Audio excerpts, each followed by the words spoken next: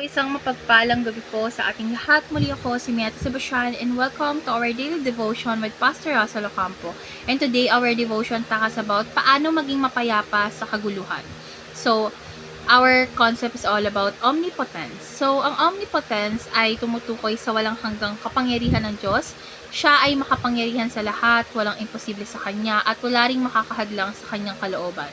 Subalit, ang kanyang kapangyarihan ay hindi basta-basta ginagamit dahil ito ay palaging nakaugat sa kanyang kabanalan, karunungan, at pag-ibig. So, ang Diyos ang may hawak ng lahat ng bagay mula sa pinakamaliit na detalye ng ating buhay hanggang sa pinakamatinding unos ng sanlibutan.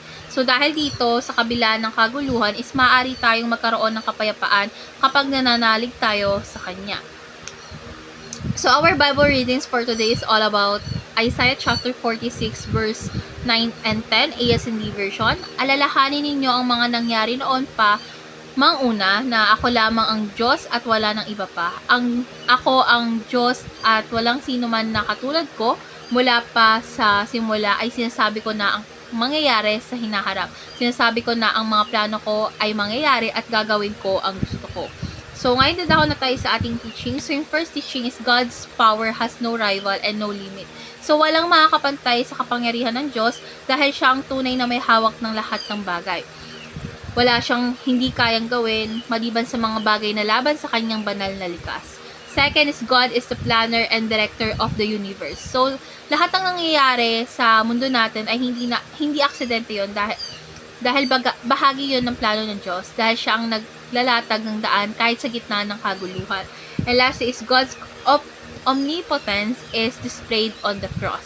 So sa krus ni Kristo is ipinakita ng Diyos ang kapangyarihan niya na hindi lamang magligtas kundi magtagumpay laban sa kasalanan at kamatayan. So ang tagumpay sa krus ay patunay na walang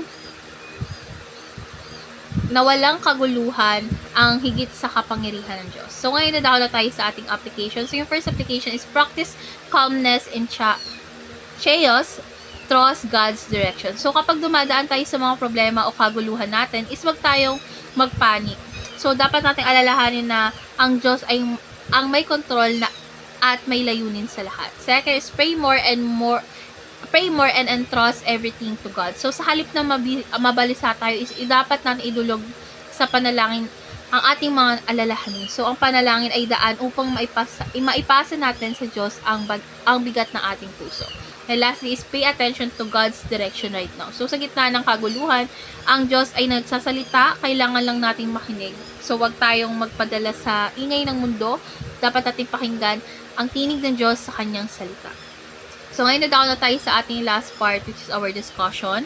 And this is my answer for that question. So, para sa akin is maaari tayong magkaroon ng kapayapaan sa gitna ng kaguluhan sa pamagitan ng tiwala sa kapangyarihan ng Diyos. So, ang pagkaalam na walang imposible sa Kanya ay nagbibigay sa atin ng kapanatagan kahit pati lang magulo ang mga nangyayari sa paligid natin. So, sa halip na magpanik tayo o mabalisa, is dapat tayong manalangin, magtiwala at hanapin ang Kanyang kalooban. Dahil ang kapangyarihan ng Diyos ay hindi lamang makikita sa malalaking himala, kundi sa araw-araw na paggabay niya sa ating mga direksyon. So, ang tunay na kapayapaan na hindi galing sa kawalan ng problema, kundi sa presensya ng Diyos sa ating gitna. So, ngayon naman po ilalahad ko ang aking natutunan sa devotion na ito. Ang natutunan ko po sa devotion na to na ang kapangyarihan ng Diyos ay walang hanggan at sapat para sa lahat ng aking pinagdaraanan. So, hindi ako dapat matakot sa gitna ng kaguluhan sapagkat hawak niya ang lahat ng bagay. So, ang Diyos ang gumawa ng paraan, nagpaplano at nagpapakita ng kanyang lakas sa tamang panahon. So, sa araw-araw, dapat natin piliin na manalangin, magtiwala at sumunod sa kanyang direksyon upang maranasan ang kapayapaang hindi kayang ibigay ng mundo. So, let's pray po. Lord God, maraming salamat po sa inyong kapangyarihan na walang hanggan sa gitna ng gulo, giyera, problema at pagkalito.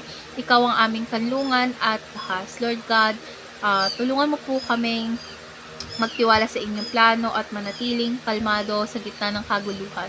Lord God, turuan mo po kaming manalangin at magtiwala sa iyo araw-araw sa pangalan ni Jesus. Amen.